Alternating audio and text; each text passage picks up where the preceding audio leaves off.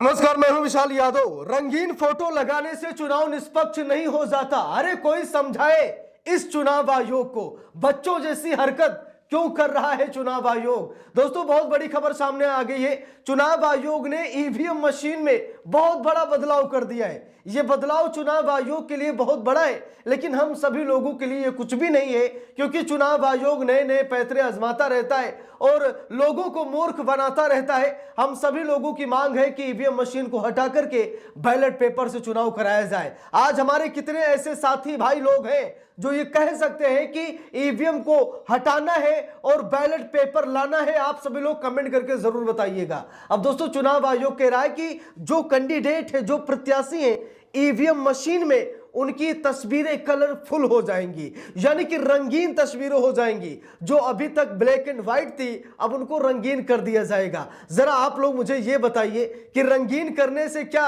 EVM machine सही हो जाएगी? क्या ईवीएम मशीन बेदाग निकलेगी? क्या ईवीएम मशीन पर सवाल नहीं खड़े होंगे? जब सारी समस्या का सवाल ही ईवीएम मशीन है, तो भाई इस समस्या को खत्म क्यों नहीं किया जा रहा है? अब जरा यहां पर देखिए, आज तक के हवाले से रिपोर्ट आई है। लिखा भी है, उम्मीदवारों की रंगीन फोटो, ईवीएम पर सीरियल नंबर्स, बिहार चुनाव से पहले इलेक्शन कमीशन की नई गाइडलाइन। तो दोस्तों, बात यह है कि बिहार चुनाव से पहले ही इलेक्शन कमीशन ने यह गाइडलाइन जारी की थी, लेकिन बिहार चुनाव में क्या हुआ मुझे बताने की जरूरत नहीं है। ईवीएम मशीनों में कितनी बड़ी गड़बड़ियां निकली हैं, यानी कि चुनाव आयोग के इस अपडेट के बाद भी इतनी बड़ी बड़ी खामियां सामने निकल कर आई हैं। तो जरा सोचिए, बंगाल का भी चुनाव होने वाला है। जरा सोचिए, उत्तर प्रदेश में भी 2027 में चुनाव होने जा रहा है, अन्य राज्यों में भी चुनाव होने जा रहे हैं। जब बिहार से पहले ही यह गाइडलाइन जारी की गई कि रंगीन फोटो, तो भैया चुनाव रंगीन क्यों नहीं हो रहा है? चुनाव निष्पक्ष क्यों नहीं हो रहा है? जब बिहार चुनाव से पहले ही चुनाव आयोग ने गाइडलाइन जारी की, तो क्या इसका कोई बेनिफिट निकला है? क्या इसका कोई फायदा सामने निकल कर आया है? तो चुनाव आयोग इसका प्रचार प्रसार इतनी तेजी से क्यों कर रहा है? चुनाव आयोग क्यों बता रहा है कि हमने ईवीएम मशीनों में बहुत बड़ा बदलाव कर दिया है, ईवीएम मशीनों में जो ब्लैक एंड व्हाइट फोटो आती थी अब उसे रंगीन कर देंगे? हम लोगों को मालूम है कि बड़े पैमाने से फर्जीवाड़ा हो रहा है, धांधली हो रही है, बेईमानी हो रही। तो क्या एक रंगीन फोटो डाल देने से इनकी निष्पक्षता बरकरार रहेगी? निष्पक्षता तो है ही नहीं इनमें। ठीक है, बेईमानी, धांधली, गुंडागर्दी पर उतर आए।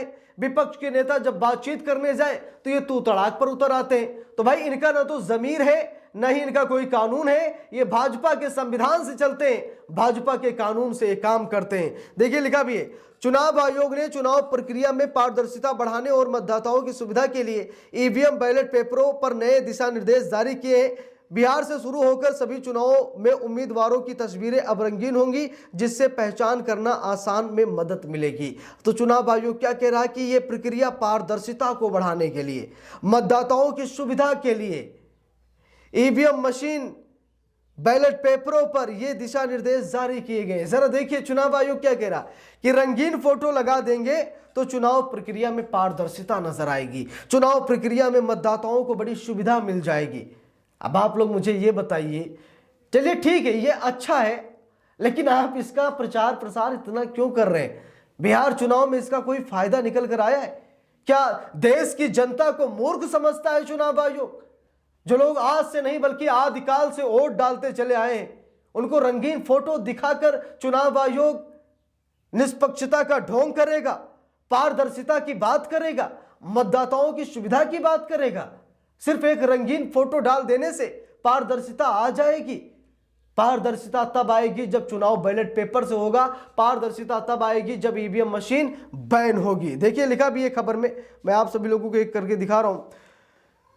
देखिए, लिखा भी है खबर में साफ साफ, यहां पर देखिए लिखा है, चुनाव आयोग ने निर्देश जारी किए हैं जिसके तहत अब इलेक्ट्रॉनिक वोटिंग मशीन यानी ईवीएम के बैलेट पर उम्मीदवारों की फोटो रंगीन छापी जाएगी। पहले यह प्रयोग बिहार में किया जा रहा था, इसके बाद अन्य राज्यों में इसे बाद में लागू किया जाएगा। नए बदलाव के तहत उम्मीदवार का चेहरा बैलेट पेपर पर 3/4 के हिस्से को घेरेगा। इससे मतदान की पहचान करने में आसानी होगी। इसके अलावा क्रम संख्या को भी अब पहले से ज्यादा प्रमुखता दी जाएगी। ये पहल चुनाव की पारदर्शिता को बढ़ावा देने के साथ साथ मतदाताओं की सुविधा को ध्यान में रखते हुए की गई है। तो यहाँ पर चुनाव आयोग के इस पहल पर दोस्तों मैं आप सभी लोगों की राय जानना चाहता हूँ। मैं आप लोगों से जानना चाहता हूँ कि चुनाव आयोग की इस प्रक्रिया का क्या कोई फायदा लाभ है या फिर सिर्फ गुमराह करने के लिए, सुर्खियों में बने रहने के लिए चुनाव आयोग ऐसे हथकंडे अपना रहा है। वैसे चुनाव आयोग का चाल चरित्र और चेहरा किसी से छिपा नहीं है। चुनाव आयोग क्या कर रहा है, कैसे कर रहा है और किसके लिए कर रहा है, शायद किसी से कहने और बताने की जरूरत नहीं है। हम सभी लोगों को मालूम है, पूरे देशवासियों को मालूम है, अरे पक्ष को भी मालूम है, विपक्ष को भी मालूम है कि चुनाव आयोग किसका है। ऐसे ही नहीं, प्रधानमंत्री नरेंद्र मोदी ने चुनाव आयुक्तों को आजीवन सिविल और क्रिमिनल मुकदमों से भाई छुट्टी दे दी है कि आजीवन आप पर कभी भी ना तो कभी सिविल केस होगा और ना ही कभी आपराधिक मुकदमा दर्ज होगा। अब जरा सोच कर देखिए, मुख्य चुनाव आयुक्त और चुनाव आयुक्तों को इतनी बड़ी छूट क्यों दी गई। आज ज्ञानेश कुमार मुख्य चुनाव आयुक्त हैं और 2 चुनाव आयुक्त हैं। किसकी देन है, किसने चुना, बताइए मुझे आप लोग। मोदी शाह के अलावा किसने चुना है। जो लोग कभी मोदी शाह की नौकरशाही करते थे, उन्हें आज इतनी बड़ी संवैधानिक संस्था में उनको मुख्य बनाया गया है, उन्हें चीफ बनाया गया है। कारण स्पष्ट है कि जो पहले नौकरशाही करते थे वो आज भी नौकरशाही कर रहे हैं, बस ड्रेस और एड्रेस बदल गया है। लोगों का मिजाज नहीं बदलता है, ठीक है, भक्ति नहीं बदलती है। कुछ बहुत बड़े भक्त होते हैं, वो अपनी जान दे देंगे लेकिन अपने इष्ट को कभी नहीं छोड़ेंगे। और ज्ञानेश कुमार के इष्ट कौन है, शायद मुझे बताने की जरूरत नहीं है। तो सबसे बड़ा सवाल यह है कि चुनाव आयोग को जहां पर अच्छा काम करना चाहिए, लोगों की समस्याओं को सुनना चाहिए, वहां पर तू तड़ाक कर रहा है और अब रंगीन फोटो छाप रहा है। अब रंगीन फोटो से अगर निष्पक्षता आ जाए तो अच्छी बात है। बाकी आप सभी लोग समझदार हैं, आप लोग कमेंट बॉक्स में जरूर बताइए कि क्या रंगीन फोटो से समस्या का समाधान हो जाएगा, क्या रंगीन फोटो से सवालों के घेरे में नहीं आएगा चुनाव आयोग। चलिए ठीक है, रंगीन फोटो डाल दीजिए और रंगीन डाल दीजिए, कोई दिक्कत नहीं, ठीक है। आप वो काम कीजिए जो जनता चाहती है, आप वही काम कर रहे हैं जो सरकार चाहती है। सरकार क्या चाहती है कि कुछ लेटेस्ट करते रहिए, मतलब कुछ ऐसा करते रहिए कि सुर्खियों में बने रहें, लगे कि चुनाव आयोग जिंदा है। अब आप सरकार के इशारे पर सब कुछ काम कर रहे हैं, बाकी लोगों को तवज्जो नहीं दे रहे।